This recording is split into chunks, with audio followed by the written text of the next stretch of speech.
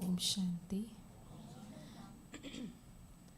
बहुत सारी आपको चीज़ें मिल रही हैं, बहुत सारा मटेरियल मिल रहा है और ये सारी चीज़ें यूज़ होंगी लाइफ में आगे। सो अभी का हमारा जो सेशन है हैप्पीनेस इन एडवर्स सिचुएशंस, या जिसको हम कह सकते हैं हैप्पीनेस अ डेली डिसीजन या 24/7 सिक्योर्ड हैप्पीनेस। तो ये सारे इसके अलग अलग तरह के टॉपिक के नाम हो सकते हैं। जब हम कोई भी सेशन कराते हैं तो जिस हिसाब से मैं आज तक जो सेशंस तैयार करती हूँ और जो बड़ों से सीखा है वो आपके साथ शेयर करते हैं। जब भी कोई सेशन तैयार हमें करना होता है तो उसमें 3 चीज़ें ज़रूर होनी चाहिए। पहला चीज़ है जिसको कहते हैं एक्सप्लेन। जो भी हमें टॉपिक दिया गया है, कई बार हमें अलग अलग तरह के टॉपिक्स सामने से आते हैं क्योंकि ये एडमिनिस्ट्रेशन विंग की ओर से ट्रेनिंग है और हम जिनको ट्रेनिंग कराएंगे वो भी एडमिन ऑफिसर्स होंगे या हमें ऐसे ही तरह की जेंट्री सामने जनरली मिलने वाली है। तो ऐसे टाइम पर हम जब भी कोई भी टॉपिक तैयार करते हैं तो उसमें एक्सप्लेनेशन हम क्या दे रहे हैं वो बहुत इम्पॉर्टेंट है। कंटेंट आप बहुत तरह से ले सकते हैं और बाबा की जो अव्यक्त मुरलियाँ हैं उसमें बहुत सारा मटेरियल है। जैसे पिछले दो संडे पहले की बाबा की जो मुरली थी उसमें बाबा ने बहुत सारे ऐसे पॉइंट बताए थे मुरली में। बाबा ने कहा था जो एडजस्ट होगा वही पास होगा, जो एडजस्ट करेगा अंत समय में वो लास्ट पेपर में पास होगा। ऐसे तरह के जो पॉइंट्स हैं बाबा की मुरलियों से हम लेते हैं, उसको हम यूज़ कर सकते हैं थोड़ा सा चेंज करके कि एडजस्टमेंट हमें हर सिचुएशन में पास कराती है, तो हम ऐसे करके उनको यूज़ कर सकते हैं। दूसरा, इसमें एक्सप्लेन में लॉजिक ज़रूर होना चाहिए। कोई भी सेशन जब हम कराते हैं कि उनको वो बात हिट होनी चाहिए, अंदर में जा कर के लगनी चाहिए, वो उनको याद रहेगी। और तीसरा, जब भी हम कोई सेशन कराते हैं उसकी एक्सप्लेनेशन में ऑडियंस पर भी डिपेंड करता है। अगर ऑडियंस बहुत सीरियस है, बहुत डीप जाने वाली है, तो हम वो सेशन को डीप लेकर के जा सकते हैं। अगर ऑडियंस ऐसी है जिनको एक्टिविटीज़ चाहिए, जिनको कुछ ऐसा मटेरियल चाहिए, तो हम उनको वो चीज़ें डाल के उसमें दे सकते हैं। तो जो फर्स्ट के स्टार्टिंग 10 मिनट्स होते हैं, उस 10 मिनट्स में हमें पता चल जाएगा कि ऑडियंस किस तरह की है और उस तरह का कंटेंट फिर हम उसमें डाल सकते हैं। दूसरा है एक्सप्लोर। तो जब हम सेशन को एक्सप्लोर करेंगे तो उसमें भी हम जो कंटेंट डालें वो बहुत इम्पॉर्टेंट है। कई बार हम स्टार्टिंग और एंडिंग बहुत अच्छी कर लेते हैं, बीच का कंटेंट भी उतना ही इम्पॉर्टेंट है। और लास्ट है एक्सपीरियंस। उनको अनुभव होना चाहिए जो भी हम कराने जा रहे हैं, तो ये बहुत इम्पॉर्टेंट है। तो अभी जो हमारा सेशन है वो है हैप्पीनेस। हम इसकी शुरुआत इंटरैक्शन से करेंगे, ठीक है। तो आपको डिस्कस करना है आपस में और सोचना भी है कि आपको खुशी कब और कैसे मिलती है। कब मिलती है? आपस में पहले 2-2 के पेयर बनाएंगे, थोड़ा सा सोचेंगे और फिर उनके साथ भी डिस्कस करेंगे आपको खुशी कब मिलती है और किस चीज़ से मिलती है।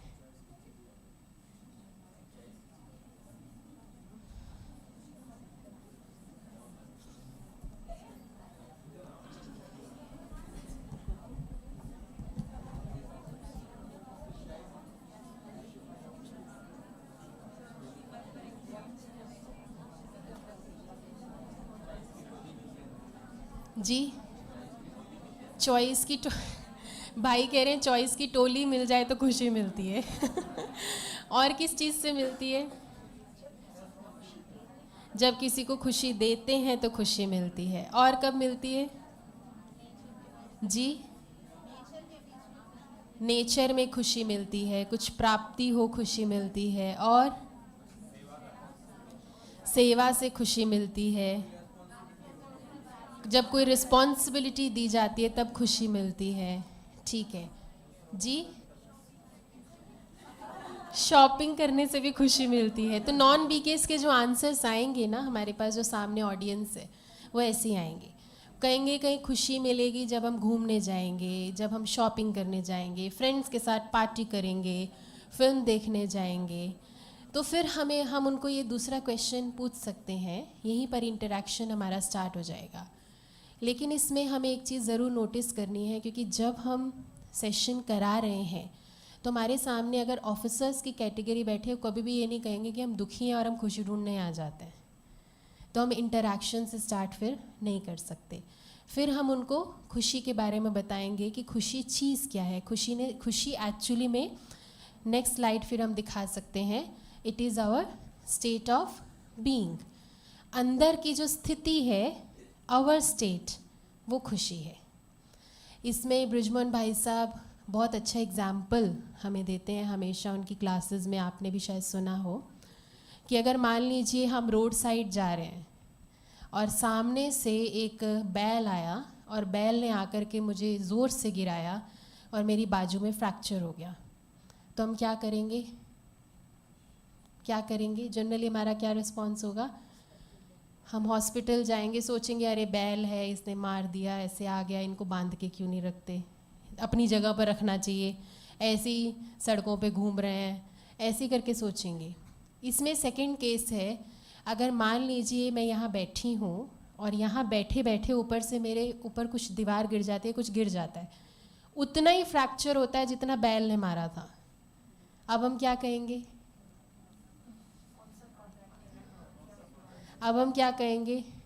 दीवार है भाई, गिर गई, है ना। अब बैल को थोड़ा सा जो क्रिटिसाइज कर रहे थे हम, वो नहीं करेंगे, सोचेंगे अच्छा दीवार है भाई, गिर गई, इसको ठीक क्यों नहीं कराया, इतना ही बोलेंगे। थर्ड केस, अगर मान लीजिए कोई व्यक्ति जिसने आकर के मुझे ठोकर मारी और मैं गिर गई, उतना ही फ्रैक्चर हुआ, उसमें भी दो केस हैं। पहला केस, जो मेरा पसंदीदा व्यक्ति है, जिसके साथ मेरी बहुत अच्छे से टाई अप है, उनको क्या बोलेंगे? कोई बात नहीं, गिर गई मैं, आपकी गलती नहीं थी, आपने कोई सोच के थोड़ी मारा, आप मुझे नुकसान थोड़ी ना देना चाह रहे थे, चलो मुझे हॉस्पिटल ले जाओ। और अगर वहीं कोई व्यक्ति ऐसा है जिसके साथ नहीं बनती, तो क्या करेंगे? हाँ, उसने जानबूझ के गिराया, वो मुझे हर्ट करना चाह रहा था, एक्सीडेंट हो गया, तुम्हारी गलती है, हाँ तुम्हारी वजह से मुझे फ्रैक्चर हो गया, मेरी जगह सेवा कौन करेगा, है ना। सो यहाँ पर एक्चुअली में चाहे दीवार गिर रही थी, चाहे बैल ने आके मारा, चाहे पसंदीदा व्यक्ति था, चाहे पसंदीदा नहीं था, किसी ने भी मारा, तो इसमें भी हमारी इनर स्टेट बहुत इम्पॉर्टेंट है।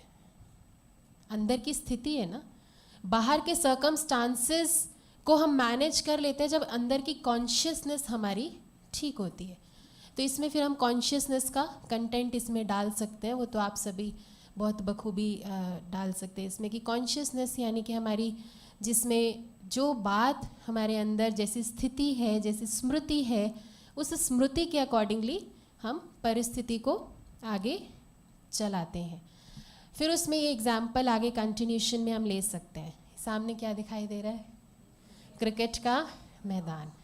फिर हम उनको पूछ सकते हैं, क्रिकेट तो सभी देखते हैं, सबको पसंद है, वो बोलेंगे हाँ। अच्छा, सबको पसंद है, तो उसमें क्या होता है? एक बैट्समैन है, एक बॉलर है, और चारों तरफ फील्डर खड़े हुए हैं जो तैयार हैं मैं कब गलती करूं और मुझे आउट कर दें। अब सबसे इम्पॉर्टेंट चीज़ यहाँ पर जो बैट्समैन है उसके लिए क्या इम्पॉर्टेंट है? क्या इम्पॉर्टेंट है? क्या चीज़ जरूर, क्या उस टाइम पे उसको चाहिए? जिस टाइम पे वो बैटिंग की पोजीशन पे खड़ा है, बॉल आने वाली है सामने से, तो उसको क्या चाहिए? बॉल कैसे आएगी, कौन सी आ रही है, कैसे वो पोजीशन में खड़ा है, और फोकस बॉल पे होगा, और हेलमेट ज़रूरी है, और प्लेयर कौन सा खड़ा है, और फटाफट उसको दौड़ना है। और उसको क्या चाहिए जब वो बैटिंग की पोजीशन पे खड़ा है? जी, बाउंड्री पार करे, सिक्सर जाए, 4 रन वाला लग, कॉन्फिडेंस, और सबसे ज़्यादा इम्पॉर्टेंट यहाँ पे क्या चाहिए? लाइफ में कोई भी परिस्थिति होती है ना, खुशी परिस्थिति पर, बात पर, व्यक्ति पर डिपेंडेंट नहीं है, हमने समझ लिया। किस पे डिपेंडेंट है? अंदर की स्थिति के ऊपर। तो लाइफ में जब हम कोई भी सिचुएशन में हैं, हम खड़े हैं, हमने अगर छोटी सी भी गलती कर दी, प्रैक्टिकल लाइफ में भी क्या होता है, लोग हमारे आसपास के फिल्टर तैयार खड़े हैं, ये कब गलती करें और इनको आउट किया जाए, किसी ना किसी तरीके से इनको गेम से बाहर कर दिया जाए, या इनको क्रिटिसाइज़ किया जाए, इनको कुछ कहा जाए। ये प्रैक्टिकल लाइफ में, वैसे मनसा से नहीं होता लेकिन प्रैक्टिकली ऐसा होता है लाइफ में। तो हम इसमें बता सकते हैं कि प्रैक्टिकली लाइफ में जब हम फील्डिंग की पोजीशन पर बैट्समैन की पोजीशन पर खड़े हैं, तो सबसे इम्पॉर्टेंट है पीस ऑफ माइंड। अगर पीस ऑफ माइंड बैट्समैन को नहीं है, वो स्ट्रेस्ड हो रहा है अंदर से, वो अंदर से किसी चीज़ से इरिटेट हो रहा है, या मनसा उसकी फोकस्ड नहीं है, शांत नहीं है, तो रिज़ल्ट वो बॉलिंग को ठीक से बैटिंग नहीं कर सकता जो सामने से आएगा। अच्छा, कभी भी बैट्समैन जब बैट्समैन की पोजीशन पे खड़ा है तो वो क्या कहता है कि मैं ये बॉल नहीं खेल सकता, आज मेरी तबीयत ठीक नहीं है, कह सकता है, या मैं यहाँ पर नहीं रह सकता हूँ। हाँ, वो क्या कहता है, जैसी भी बॉल आएगी अपने आप को प्रिपेयर करके आता है, पहले से प्लानिंग होती है। ठीक इसी तरह से लाइफ में कोई भी सिचुएशन हम उनको ये बता सकते हैं। बाबा के महावाक्य हैं मुरली के। बाबा ने एक मुरली में कहा था, कोई भी चीज़ अचानक नहीं आएगी, बाबा ने पहले से बताया हुआ है, उसके लिए तैयारी कर लो। ऐसे प्रैक्टिकल लाइफ में भी कोई भी सिचुएशन अचानक नहीं आती है। फिर हम उनको ये भी एग्जाम्पल दे सकते हैं यहाँ पर, जैसे मान लीजिए हम कहते हैं उसने ऐसा कहा ना, मैंने अचानक गुस्सा कर दिया। एक्चुअली मैं अचानक नहीं किया, पहली बार उसने कुछ कहा मुझे तो मैंने थोड़ा सा अंदर रख लिया, सबकॉन्शियसली बाहर से कह दिया कोई बात नहीं। सेकंड टाइम फिर कहा, फिर थोड़ा रख लिया, ऐसा 10 बार हुआ, 10 बार रख लिया। 11वीं बार जब उसने छोटा सा ही कुछ कहा और 11वीं बार वो अच्छे से बाहर निकल करके आ जाता है। तो सो इसका मतलब सिचुएशन ने अचानक मेरे पे वार नहीं किया था, मुझे 10 बार चांस दिया था ताकि 11वीं बार भी मैं उसको डील कर सकूं। तो यहाँ पर फिर हम बता सकते हैं कि कोई भी परिस्थिति, कोई भी बात, कोई भी बॉलिंग सामने से अचानक नहीं आ रही, वो मुझे पहले टाइम दे रही है, पहले हम प्रिपेयर कर पाएँ।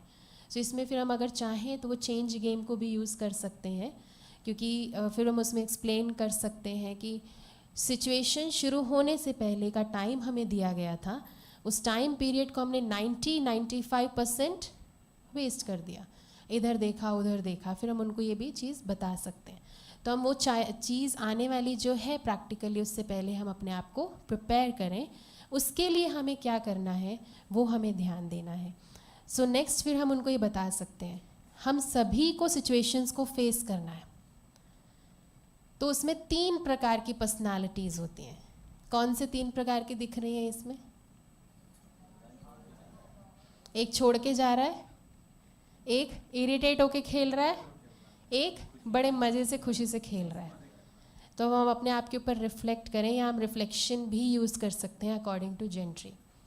यहाँ पर हम उनको ये रिफ्लेक्शन के कुछ क्वेश्चंस दे सकते हैं कि हम बैठे बैठे अपने ऊपर रिफ्लेक्ट करेंगे कि प्रैक्टिकली लाइफ में आप भी अभी कर सकते हैं प्रैक्टिकली, कि प्रैक्टिकल लाइफ में अगर मैं अपने आप को मार्क्स दूँ आउट ऑफ 10, मैं अपने आप को अपनी पर्सनालिटी के लिए कितने मार्क्स दूंगी?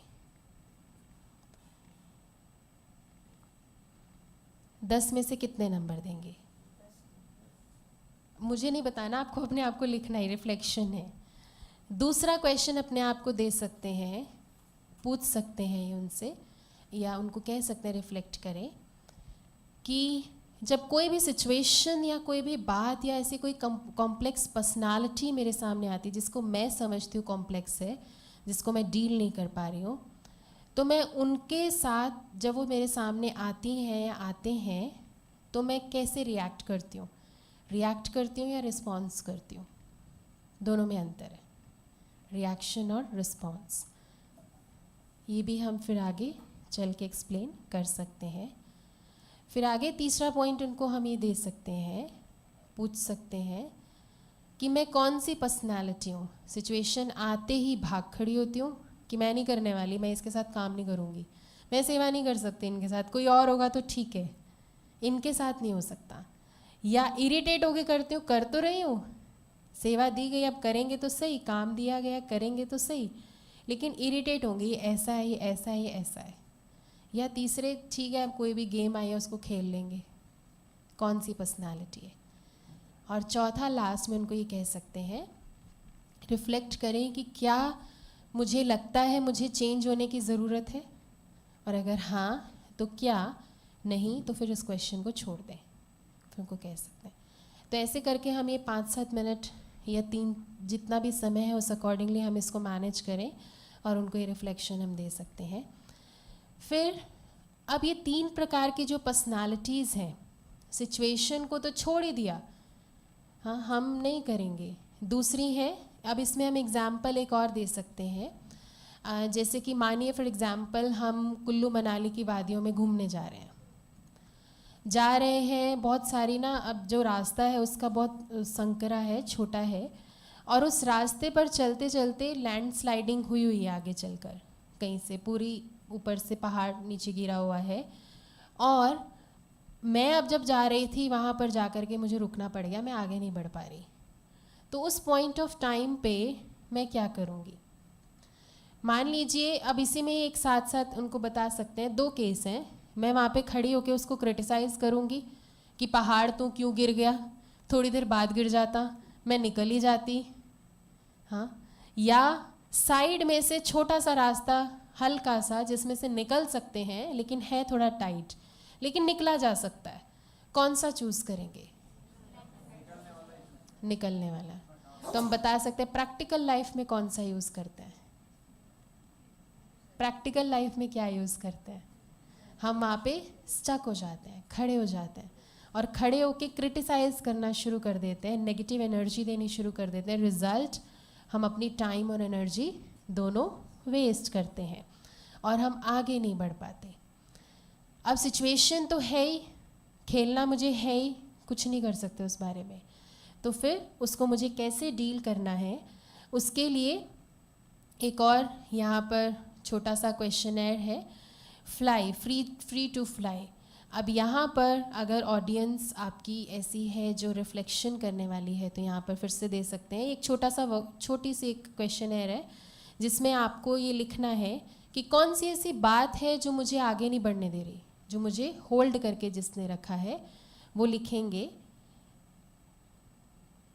आप सभी भी लिख सकते हैं, कौन सी ऐसी बात है जो मुझे आगे बढ़ने नहीं दे रही है, जो मुझे खुश नहीं रहने देती, लाइफ को एंजॉय नहीं करने देती, जिसको मैंने पकड़ करके रखा हुआ है।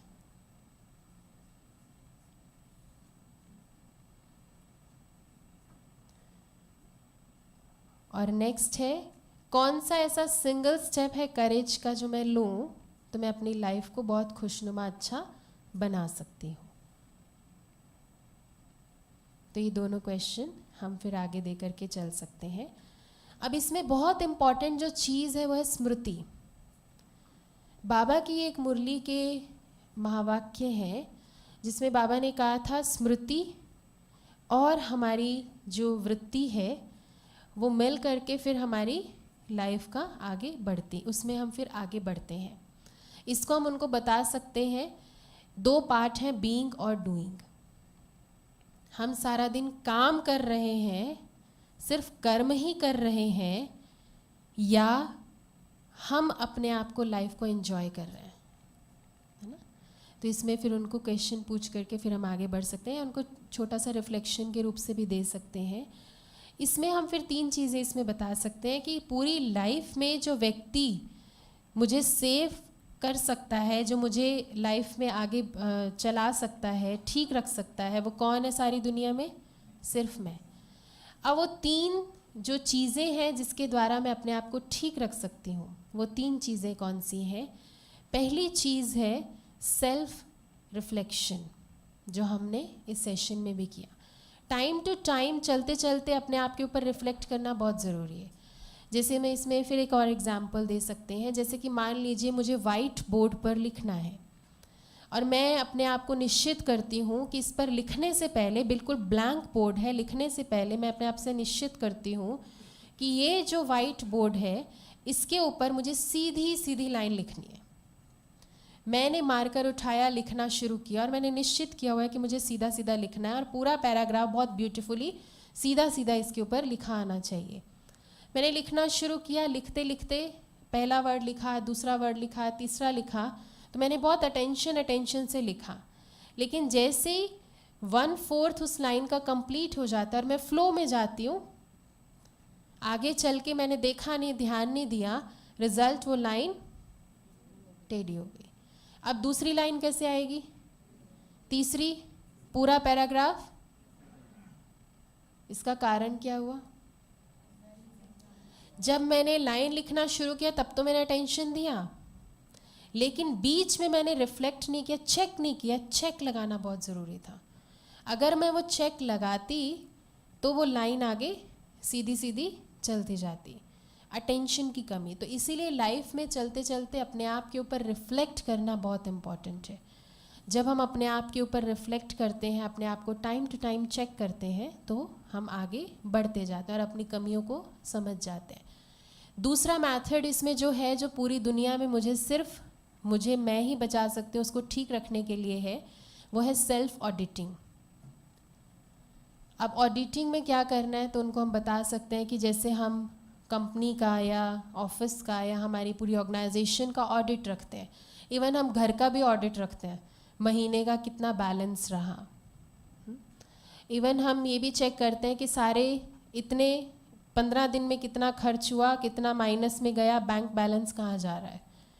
तो जब हम अपने आप को ऑडिट करते हैं कि आज सारा दिन, रात को सोने से पहले मुझे सेल्फ ऑडिटिंग करनी है कि आज सारे दिन में मैंने क्या अच्छा किया जो मेरे पॉजिटिव अकाउंट में जमा हो गया, और क्या ऐसी चीज़ थी जो थोड़ी सी मेरे से गलत हो गई, गलती हो गई, और उस गलती को मुझे कैसे ठीक करना है।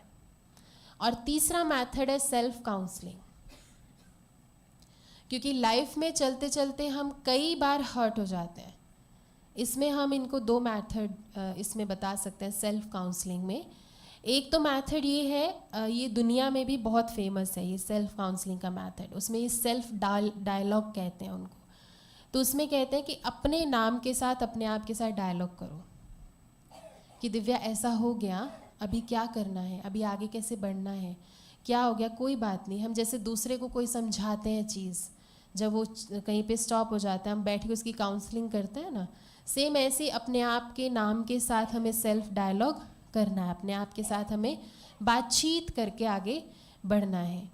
और दूसरा है इसी के अंदर कि letter writing to God, to the supreme father.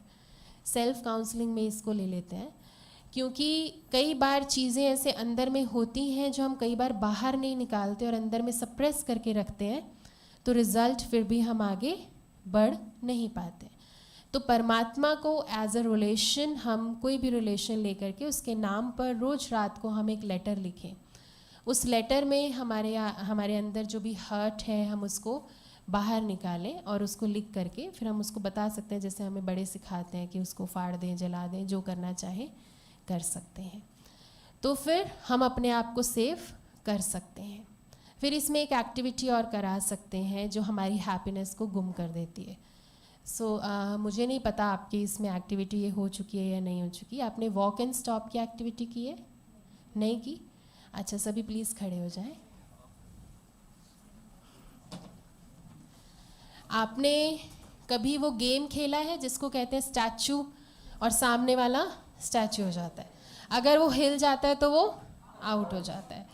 तो ये कुछ उसी तरह का एक गेम है जिसको हम अभी करने जा रहे हैं। ये हम अकॉर्डिंग टू द ऑडियंस कर सकते हैं। अगर ऑडियंस एक्टिविटी करने वाली है तो उसमें हम ये करा सकते हैं अच्छे से, बहुत अच्छा जाएगा। तो इसमें आपको सेम कुछ उसी तरह का ये गेम है। इसमें जब मैं आपको बोलूँगी वॉक, तो आपको इस पूरे हॉल के अंदर अंदर वॉक करना है, और जब मैं बोलूँगी स्टॉप तो आपको एकदम स्टैचू हो जाना है। जैसे हैं जिस पोजीशन में, उसी पोजीशन में स्टैचू हो जाना है। क्लियर हो गया? ठीक है। Walk, stop. नहीं, रूम के बाहर कोई नहीं जा रहा। ठीक है। Walk, stop, walk. इजी है ना? इसको थोड़ा सा इंटरचेंज करते हैं। अब जब बोला जाएगा वॉक तो आपको स्टॉप करना है, जब बोला जाएगा स्टॉप तो आपको, ठीक है, चलिए walk, stop, stop, walk, stop, stop, stop, stop. मैं कुछ भी बोलूं आपको ठीक करना है, ठीक है, वॉक। ओके, ये भी इजी था, ठीक है। अब वॉक पे वॉक है, स्टॉप पे स्टॉप है। दो चीज़ें इसमें ऐड करते हैं। जब मैं बोलूँगी नेम तो आप सबको अपना नाम मुझे ज़ोर से बताना, मेरे तक आवाज़ आनी चाहिए। और जब मैं बोलूँगी क्लैप तो आपको सिंगल वन क्लैप करना है, ओनली वन क्लैप, ठीक है। चलिए walk, clap, clap, clap, name, walk, stop. Walk पे क्लैप क्यों कर रहे हैं पता नहीं। Walk, clap, name, clap, walk, stop, ठीक है, इजी है ना।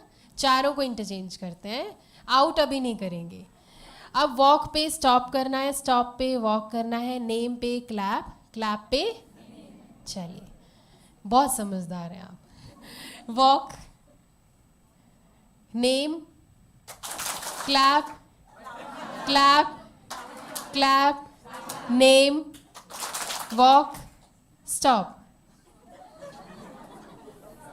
कोई नहीं, अभी आउट नहीं कर रहे, करेंगे वॉक, ठीक है। थोड़ा सा फास्ट ले रही हूँ। वॉक पे वॉक है, स्टॉप पे स्टॉप है, नेम पे नेम, क्लैप पे क्लैप। दो चीज़ें और ऐड कर रहे हैं। जब मैं बोलूँगी जंप तो आपको जंप करना है। कैसे जंप करना है? हाँ। जब बोलूँगी डांस तो आपको डांस करना है, ठीक है। Walk, stop, name, clap, clap, jump, dance, walk, jump, dance. थोड़ा सा म्यूजिक दे सकते हैं। वॉक, ठीक है, इजी है ना। अब 6 के 6 चीज़ें इंटरचेंज करेंगे। और अब आपको ऑनेस्टी से जब आप गलत करें तो बैठते जाना है। एक गलती माफ है, दूसरी गलती पे बैठना है। हाँ, नहीं, दूसरी गलती में पूरा बैठना है, ठीक है। चलिए वॉक, इंटरचेंज किया हुआ है ना। वॉक पे स्टॉप, स्टॉप पे वॉक, नेम पे क्लैप, क्लैप पे नेम, जंप पे डांस, डांस पे, चलिए वॉक, जंप। पहली गलती माफ थी, ठीक है। दूसरी गलती पे बैठना है। Stop, walk. भैया जंप कहाँ से आ गया वॉक पे? बिल्कुल ही बैठ जाइए आप तो, ठीक है। Stop, stop, stop, stop. जो रुक गए हैं वो प्लीज बैठ जाएं। Jump, name, clap, clap, jump, name, clap, walk, stop, stop, jump, dance, walk, clap. कह रहे बैठ ही जाओ, इससे अच्छा था। ठीक है, thank you so much. Okay, thank you. सो ये एक्टिविटी में एक्टिविटी की एक्टिविटी है और साथ में इसमें लर्निंग बहुत अच्छी है। सो आपने क्या इसमें सीखा? कितनी कंसंट्रेशन है? अच्छा ये बताइए, अटेंशन आउट क्यों हुए? क्यों आउट हुए? अटेंशन नहीं था। ज्ञान की बात सुनाइए। रूटीन में चेंज हुए, बिल्कुल राइट। आउट होने का कारण क्या है? दूसरे को देखना। क्योंकि हम जब कंफ्यूज हो रहे थे ना, तो हमने फटाफट क्या किया, सामने वाले को कॉपी करना शुरू कर दिया। और जैसे ही कॉपी करना शुरू किया, उसने गलती की तो मैंने 100% करनी ही थी। सो यहाँ पर फिर हम ये बता सकते हैं कि कई बार खुशी गुम होने का कारण ये है कि हम अपनी पर्सनालिटी को छोड़ करके दूसरी पर्सनालिटी को कॉपी करना स्टार्ट कर दो, और ये बहुत सूक्ष्म में, सटल में होता है। जब हम अपनी चीज़ों को, अपनी अच्छी बातों को भी कंपेयर करके डाउन में ले जाते हैं, रिजल्ट क्या होता है? ना उस नाव के रहते हैं, ना इस नाव के रहते हैं, कहाँ रहते हैं? बीच मझधार में घूमते रहेंगे, और रिजल्ट बीच मझधार में रहने का फिर हम आउट होते जाते हैं। और प्रैक्टिकल लाइफ में कई चीज़ों में जब हम फेलियर फिर फेस करते हैं तो हमारी खुशी और डाउन होती जाती है। तो इसीलिए हमें कभी भी अपनी पर्सनालिटी को किसी और के कारण चेंज नहीं करना। और जब हम अपनी पर्सनालिटी को मेंटेन, हाँ अच्छी बात ज़रूर सीखनी है, लर्निंग लेनी है, और उसके अंदर कोई स्किल है तो हेल्प ले करके भी उस लर्निंग को सीख सकते हैं। तो यहाँ पर फिर हम उनको ये बता सकते हैं। नेक्स्ट है, when you let go you create space for better things to enter into your life. इसमें हम लेट गो बताएंगे। इसमें बहुत अच्छा एक दादी गुलजार का एग्जाम्पल है, प्रैक्टिकल एग्जाम्पल है, हम प्रैक्टिकली भी उसको शेयर कर सकते हैं। कि एक बार दादी गुलजार एक बहुत बड़े प्रोग्राम के लिए एक बहुत अच्छे स्टेट में कहीं गए हुए थे, और वहाँ पर उन्होंने बहुत बड़े लेवल पर मेगा प्रोग्राम अनाउंस किया हुआ था और उन्होंने रखा हुआ था, जिसके निमित्त दादी का जाना हुआ। और उन्होंने बहुत सारी जगहों पर अपनी सेवा स्टार्ट की। अब क्योंकि बहुत बड़ा प्रोग्राम था तो उन्होंने कोई एक गेस्ट को भी बुलाना था, तो एक बहुत गेस्ट उनके अच्छे थे जो संपर्क में उनके बहुत समय से थे, बहनों के, लेकिन कभी सेंटर पर आए ही नहीं। उनको बहुत बार इनविटेशन देते थे लेकिन कभी भी नहीं आए इनविटेशन पे, उन सेंटर पर नहीं आए प्रोग्राम में। तो उनको एक बार फिर से इस प्रोग्राम का इनविटेशन देने के लिए बहनें गई एज अ गेस्ट, और सोचा कि चलो इनवाइट करते हैं, देखते हैं अगर आ जाए तो। और जब गए तो एक बहन और उनके साथ में एक साथी बहन साथ में गए अकम्पनी करने के लिए। तो दोनों बहनें जब उनके ऑफिस में एंटर किया और बैठे वहाँ पर, वो भाई थोड़ा उस दिन किसी कारणवश उनकी स्थिति ठीक नहीं थी, बहुत गुस्से में थे। और बहनों ने जैसे ही उनको इनविटेशन दिया कि हमारा ये प्रोग्राम है, हमारी दादी जी आई हुई हैं, आप ज़रूर आइएगा, इतने लोग आएंगे और इतने इस लेवल पर प्रोग्राम है, सारी डिटेल्स बताई। तो वो भाई ने क्या किया, उसको गुस्सा तो आया हुआ था, उसने कहा कि आपको पता है ना मैं आपके किसी भी प्रोग्राम में नहीं आता हूँ। और उसको इतना गुस्सा आया, पता नहीं, बोलते बोलते उसने इनविटेशन कार्ड लिया, ऐसे ऐसे गोल गोल किया और ऐसे साइड में ऐसे रख दिया, ऐसे करके गुस्से में। तो बहनों ने कहा कोई बात नहीं, आपको समय मिले तो आप ज़रूर आइएगा। वापस आ गए तो जो साथी बहन थी ना, उसको बहुत फील हो गया कि भाई अगर नहीं आना था तो मत आते, लेकिन ऐसे हमारे साथ में सामने करना नहीं चाहिए था। तो उन्होंने घर पे गए, प्रोग्राम का दिन आया, प्रोग्राम के दिन वो भाई आए, अपने आप आए, और आए बहुत अच्छे से, 5 मिनट के लिए, 10 मिनट के लिए नहीं, लेकिन बहुत 1 घंटा रुके और दादी के साथ बहुत लंबे टाइम तक वार्ता की। अब वो जो बहन जो साथी गई थी उसके मन में तो चल रहा था देखो आए भी और ऐसा भी किया।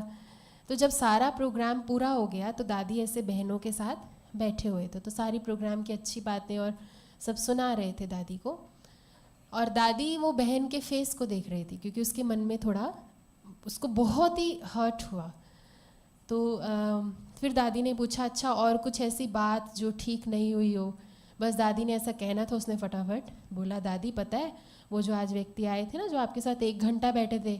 दादी ने कहा हाँ, तो वो पता है दीदी, दादी जब हम गए ना उनको इनविटेशन देने तो उनको इतना गुस्सा आया हुआ था, उन्होंने ना ऐसे ऐसे ऐसे करके इनविटेशन के साथ ऐसा किया और हमको बोला हम नहीं आएंगे, और फिर आ भी गए बिना बताए।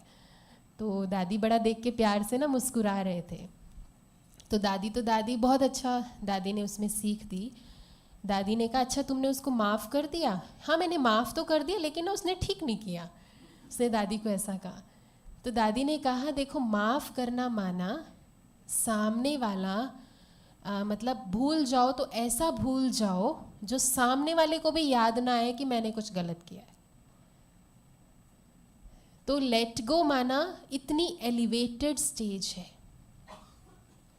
और उस एलिवेटेड स्टेज के लिए मुझे थोड़ा सा एफर्ट करना पड़ेगा।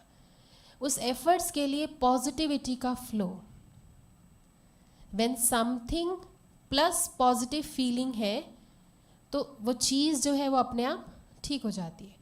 When something plus negative feeling है तो क्या होगा, इज इक्वल टू वो चीज़ बढ़ती जाएगी, कभी भी उसको फुल स्टॉप नहीं लगेगा। सो लेट गो करना मुझे अपने आप को खुश रखने के लिए बहुत इम्पॉर्टेंट है। फिर जो हम उनको जनरली बताते ही हैं कि आपको शायद याद होगा, याद नहीं होगा कि आपने 10 दिन पहले क्या खाया, लेकिन 10 साल पहले किसी ने क्या खाया था, बताया था, वो याद है। जिसने मुझे नेगेटिव बोला था, जिसने मुझे 10 लोगों के बीच में इंसल्ट किया था, वो इवेंट भी याद है, वो बिहेवियर भी याद है, आसपास जितने लोग खड़े थे और उनके फेस पे जो एक्सप्रेशन था ना, वो भी याद है।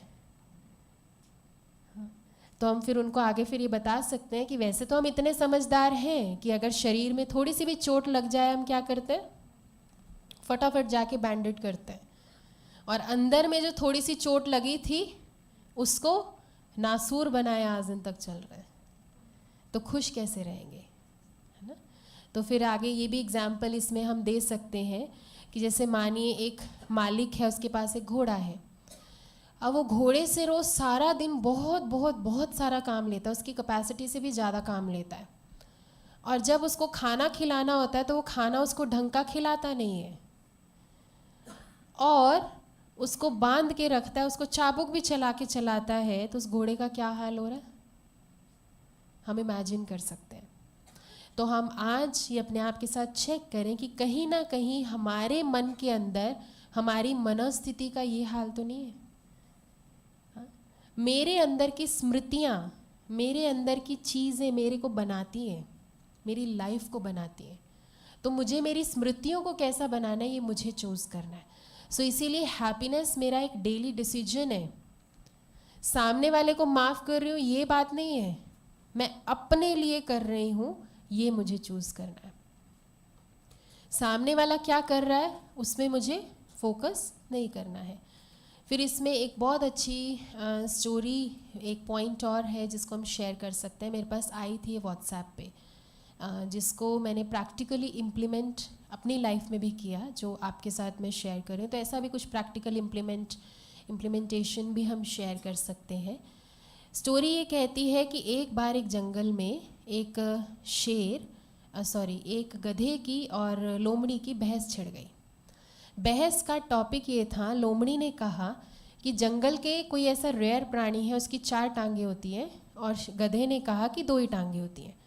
और बहस छिड़े जा रही है, चली जा रही है, वो अपने फैक्ट्स एंड फिगर्स दे रहा है, वो अपने फैक्ट्स एंड फिगर्स दे रही है, लेकिन कोई सॉल्यूशन नहीं निकल रहा। आखिर बहस छिड़ते छिड़ते शाम हो गई, सुबह से शाम हो गई, लेकिन कोई रिजल्ट नहीं निकल रहा, और हारने को एक भी तैयार नहीं कि मैं हार कैसे मानूं। तो फाइनली लोमड़ी बहुत समझदारी की बात करती है, और लोमड़ी कहती है ऐसा है, हम जंगल के राजा के पास चलते हैं, उसके पास सॉल्यूशन लेकर के आते हैं। गधा भी मान जाता है, कहता है ठीक है। तो दोनों जाते हैं राज दरबार में। राज दरबार पूरा सेट है, जंगल के सारे जानवर मंत्रियों की पोजीशन पे बैठे हुए हैं, और शेर अपने सिंहासन पर विराजमान है। लोमड़ी जाकर के सारा वाक्य अच्छे से सुना देती है, ये इसके फैक्ट्स एंड फिगर्स हैं, ये मेरे फैक्ट्स एंड फिगर्स हैं, अब आप बताओ कौन ठीक है कौन गलत है। शेर थोड़ी देर सोचता है, सोचने के बाद कहता है गधा राइट कह रहा है और लोमड़ी रॉन्ग कह रही है, और लोमड़ी को इतने टाइम की सज़ा सुना दी जाती है। गधा बड़ा खुश, नाश्ता नाश्ता बड़ा राज दरबार से खुशी खुशी चला जाता है कि लोमड़ी को सज़ा मिल गई, मेरी सारे दिन की बहस सफल हो गई।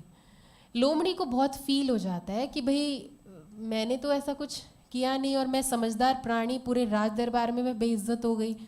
बड़ी हिम्मत करके वो शेर को क्वेश्चन पूछती है कि राजन, मेरे को ना कुछ मन में प्रश्न चल रहा है, आप जानते हो ना कि मैं राइट कह रही हूँ और उसकी 4 ही टांगें होती हैं।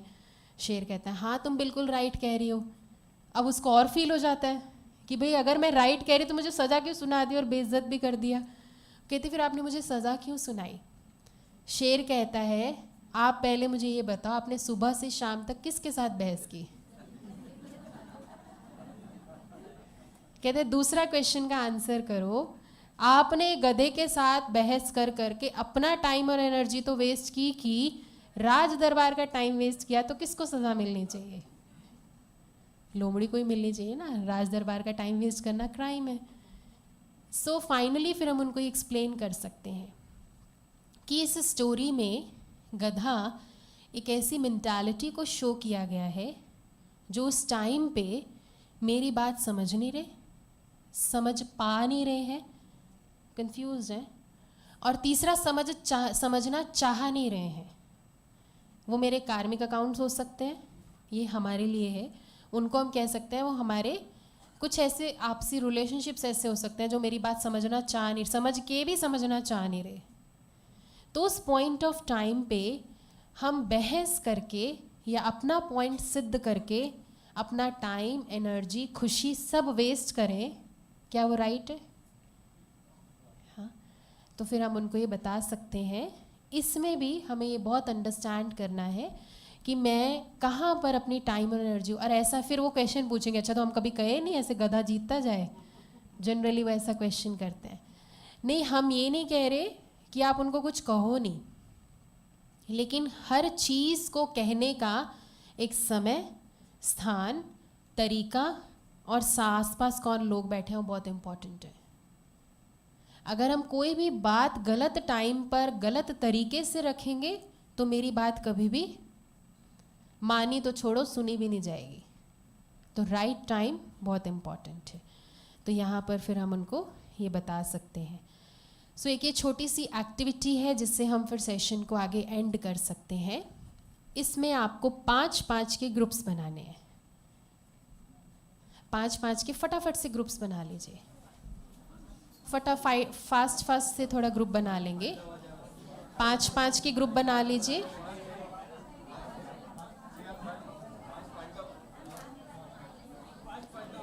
ओके, हो गया, डन, ठीक है। अब इस सामने जो पिक्चर्स हैं ध्यान से देखिएगा, सुनिएगा।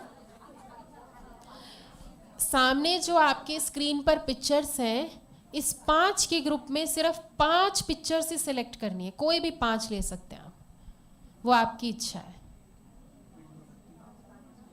हाँ, रिपीट भी हो सकती है, मतलब एक ही ग्रुप में अगर 2 पिक्चर सेम है तो 2 बार यूज़ होनी चाहिए, मतलब वो मैं बताऊंगी क्या यूज़ होनी चाहिए। 5 पिक्चर सिलेक्ट कर ली, 5 के ग्रुप में 5 ही पिक्चर्स लेनी है बस। यस और नो? हो गया? हो गया। आगे बताऊं क्या करना है? अभी पिक्चर ही सिलेक्ट कर रहे हैं। मिलके भी कर सकते हैं, इंडिविजुअल, आपकी इच्छा है। अच्छा, हो गया। ओम शांति, ओम शांति, हो गया। अच्छा, अभी ध्यान से सुनिए आपको करना क्या है। ध्यान से सुनिए आपको करना क्या है। आपके पास 2 मिनट का टाइम है। इस 2 मिनट के टाइम में जो भी 5 पिक्चर्स आपने सिलेक्ट की हैं, उन 5 पिक्चर्स को यूज़ करते हुए आपको एक कहानी बनानी है, और उस कहानी का मॉरल ऑफ द स्टोरी निकलना चाहिए। ठीक है? 5 पिक्चर्स, 2 मिनट का टाइम, स्टोरी बनानी है, स्टोरी का मॉरल ऑफ द स्टोरी भी निकालना है। आपका टाइम स्टार्ट होता है अभी से।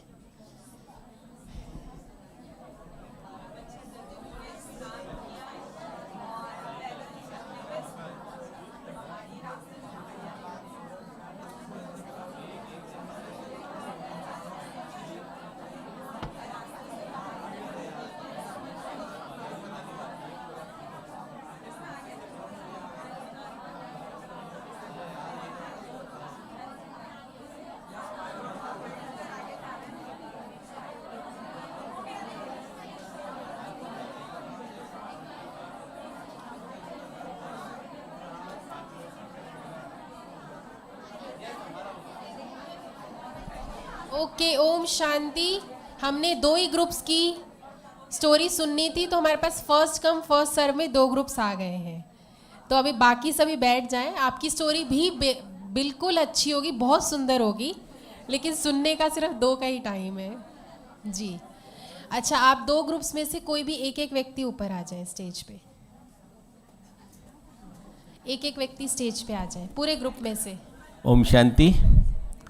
जैसा कि दीदी ने बताया, हम 5 लोग थे, इंदौर जोन के हैं 5, और सबसे पहले हमने मकान था, ये बिल्डिंग थी, राधे श्याम की बिल्डिंग थी। इसके अंदर हमने दीपक की साइकिल को लेके निकले और इनका जो पहाड़ था हमारे लालू भाई का, वहाँ पर पहुँचे चलते हुए, और वहाँ जाके हमने एक फूल जो था अपना बीच वाले भाई बैठे इनका, ये फूल लेके जो मेरा सूरज निकला था एकदम पहाड़ के ऊपर से, उस पे जाके हमने उस सूरज को ये पुष्प अर्पित करा। हमारा द स्टोरी है कि जो उगता हुआ सूरज रहता है उसको हम आपस में मिल के एक जो शेयर कर सकते हैं, वो जो पुष्प है खुशी का पुष्प, वो हमने अर्पित करा। खुशी बहुत अच्छी खुराक रहती है। ओम शांति। ब्रह्मा कुमारी शारदा बहन इंदौर जोन हेमलता दीदी जी के पास से आए हैं। तो हमने पांचों ने ग्रुप बनाया था, तो उसमें हमने ये इधर की 5 फोटोज़ ली थी। इधर सनराइज़ वाला है और सागर है, पहाड़ है और ग्रीनरी है और स्कूल है।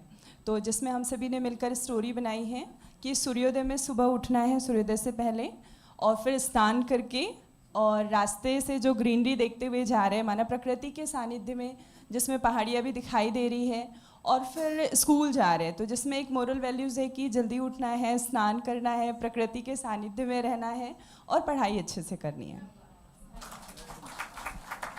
एक और सुनाना चाहते हैं, एक ले लें क्योंकि दोनों इंदौर के हो गए। एक डिफरेंट स्टेट से ले लेते हैं, ठीक है। एक लास्ट स्टोरी लेते हैं, फिर हम इसको कैसे यूज़ कर सकते हैं वो हम डिस्कस करेंगे।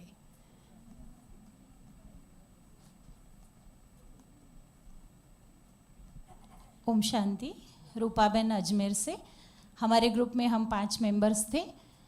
हमने फ्लावर, हाउस, सनराइज, सी और माउंटेन को लिया था।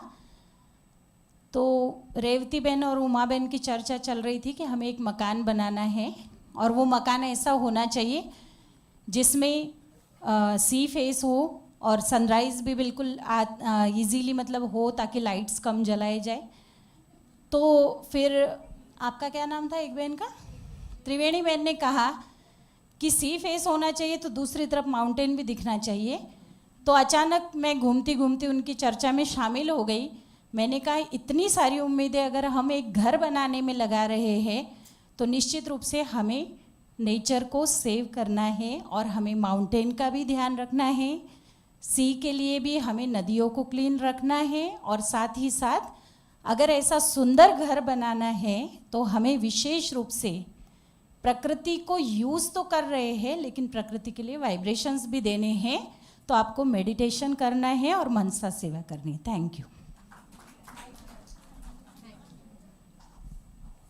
तो इनकी स्टोरी में पूरा ज्ञान आ गया ना, ज्ञान का महत्व आ गया। Thank you. बहुत सुंदर सुंदर स्टोरीज आपने बनाई। तो इसमें हमने क्या देखा, आपके पास सिर्फ 5 पिक्चर्स थी पूरे ग्रुप के पास, और वो भी रैंडम पिक्चर्स थी, कोई कनेक्टेड नहीं थी, कोई रिसोर्सेज आपके पास बहुत अच्छे नहीं थे जो बहुत अच्छी स्टोरी आप बना रहे थे। लेकिन फिर भी जो रिसोर्सेज थे उस रिसोर्सेज में हमने अपना बेस्ट से बेस्ट करके बेस्ट स्टोरी, मुझे चाहिए हो एक बार, तो बेस्ट से बेस्ट स्टोरी हमने क्रिएट की। तो लाइफ में भी हमारे पास कोई परफेक्ट रिसोर्सेज नहीं होते। हम सोचते हैं बॉस परफेक्ट हो जाए तो बहुत अच्छा है ना, या ये लाइफ में ना हो तो बहुत अच्छा है। तो लाइफ में जो भी रिसोर्सेज हैं, जैसी भी चीज़ें हैं, जैसे भी व्यक्ति हैं, उससे हमें अपने आप को, स्टोरी को, best story, moral of the story निकालते हुए अपने आप को हमेशा खुश रखना है। ये कह के फिर हम ये पूरा कर सकते हैं। इसके साथ एक वीडियो भी है, वीडियो भी मैं दिखा सकती हूँ। वो आपके ऊपर डिपेंड करता है और आपकी जेंट्री के ऊपर डिपेंड करता है कि आप वीडियो दिखा के एंड करना चाहते हैं या पिक्चर्स दिखा सकते हैं।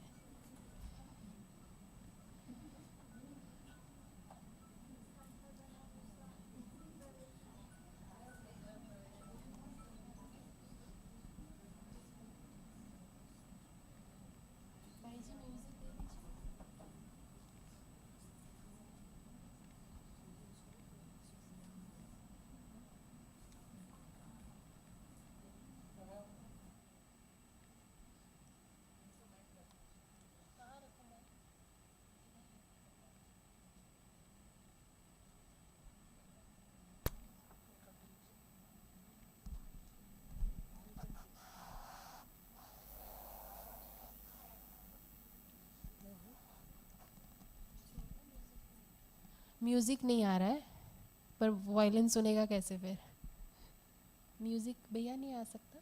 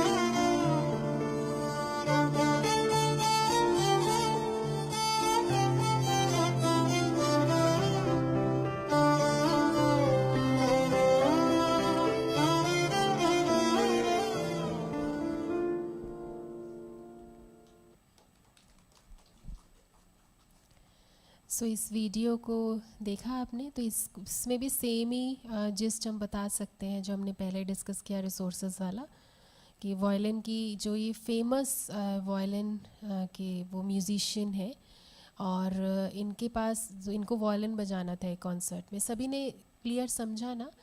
सो इसमें हम फिर बता सकते हैं जो भी जैसे भी जितने भी रिसोर्सेज हैं हमको उस रिसोर्सेज से अपना बेस्ट म्यूज़िक देना है। ओके, ओम शांति। किसी के कोई क्वेश्चंस हो, कुछ पूछना चाहे? ठीक है, ओम शांति।